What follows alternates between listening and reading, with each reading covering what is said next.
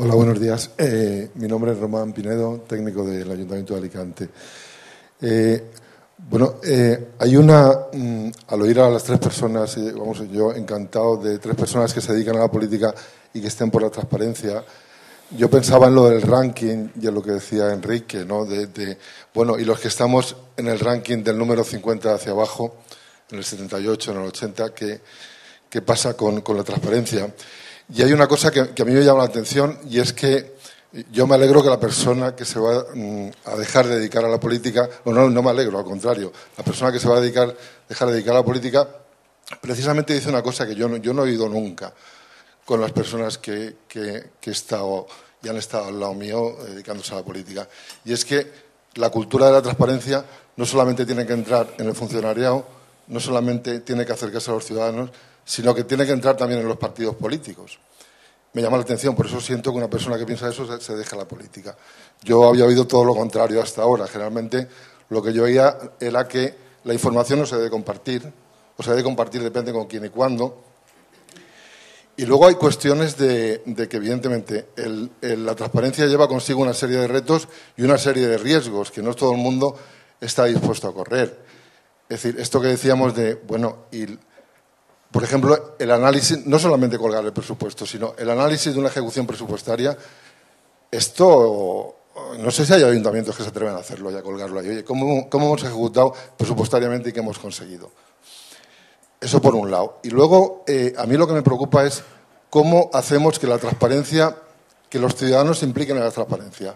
Porque es verdad que hay políticos que quieren transparencia, hay funcionarios que quieren transparencia, pero ¿cómo hacemos que los ciudadanos se impliquen y quieran y puedan entender todo esto que estamos colgando aquí, que realmente ellos digan, bueno, me intereso por esto porque la política y las instituciones no es solo corrupción, sino son los servicios hacia mí y yo quiero saber qué tipos de servicios se dan. Yo, por ejemplo, estaba pensando en herramientas de seguimiento de proyectos, informáticamente muy bien hechas, que se las quedan los departamentos y no hay ninguna intención de exponerla a los ciudadanos, ninguna, y están ahí, ¿no? Entonces, un poco la reflexión de decir, oye, ¿cómo hacemos o qué podemos hacer para que los ciudadanos se implicaran en el tema de la transparencia? Muy bien, muchas gracias. Tenemos aquí en la segunda fila. Ay.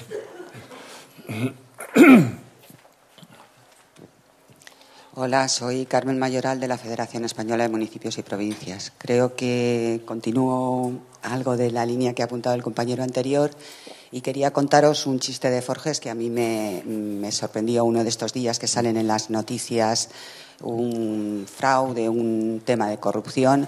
Había un chiste de Forges, decía, el 50% de los españoles está pensando esto, ¿cómo es posible que en mi país ocurran estas cosas?, ¿no?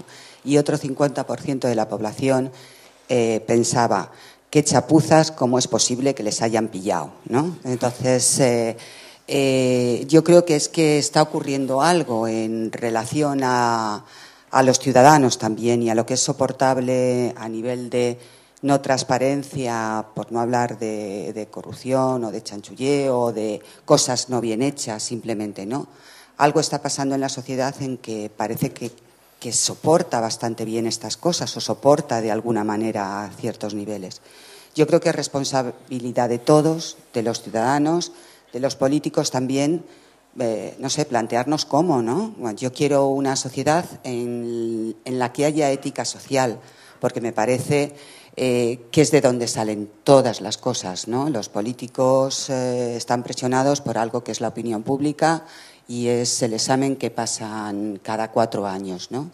Y eso sale de algo que es otra cosa, ¿no? Que es una conciencia democrática y social.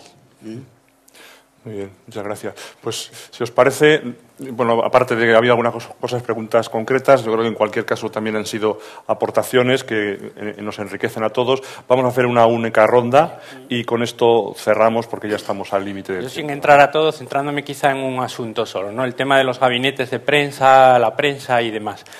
Hombre, yo creo que es que partimos en todo eso de un supuesto falso, que es que si tú quieres información la vas a encontrar en los periódicos, ¿no?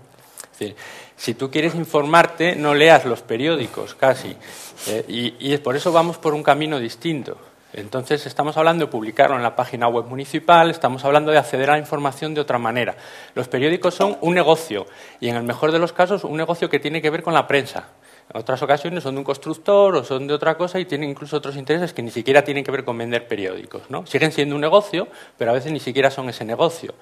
Entonces, es normal que los gabinetes de comunicación, los gabinetes de los ayuntamientos, están en un juego distinto, no están para dar información. La información están estos 80 indicadores que nos está pidiendo IATA, que son cosas concretas, que son cosas serias, que están bien hechas, que están ahí, que muchas veces son informes elaborados por técnicos, por interventores, por secretarios, etcétera. Entonces, el ciudadano que distinga, y porque si algo ha puesto de manifiesto Wikileaks, es que la prensa lleva 10 años contándonos una historia y la realidad era otra. Entonces, si quieres información, no leas el periódico. Los periodistas, por favor, que no tomen nota de esto. Que no... A ver, un poco... Voy a contestar, voy a tocar un poco todos los temas así uno detrás de otro, ¿no? El dilema de la información o la propaganda.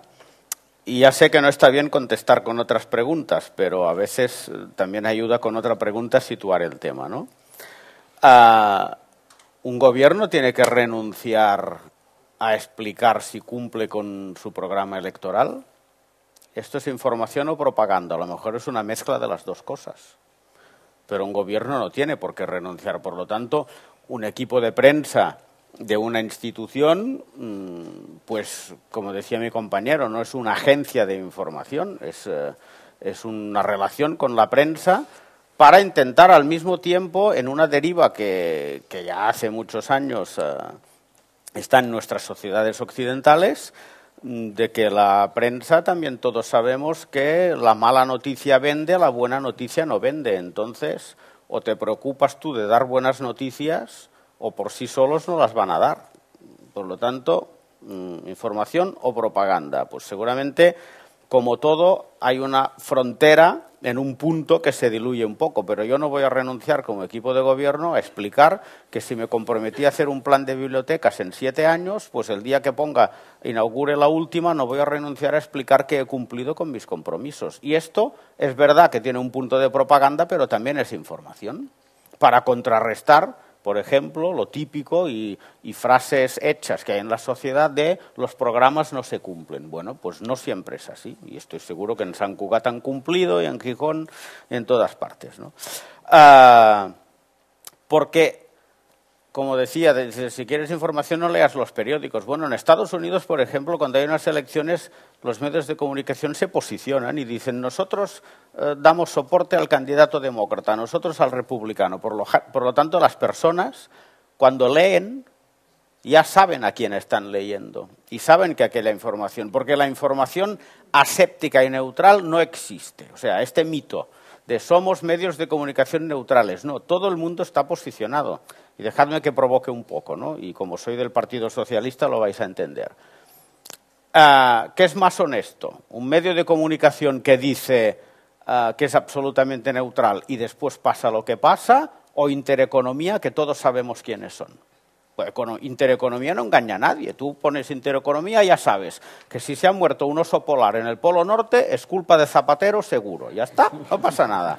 Pero lo sabemos, ¿no? Sobre el ranking, yo he dicho en mi intervención que en España había más de 9.500 ayuntamientos, que el hecho de que 6, me parece somos 6, ¿no? Sí. Hayamos tenido los 100 puntos en el ranking no quiere decir que el resto de ayuntamientos sean corruptos o que hagan cosas ilegales, ¿eh? Me parece, lo he dicho, ¿eh?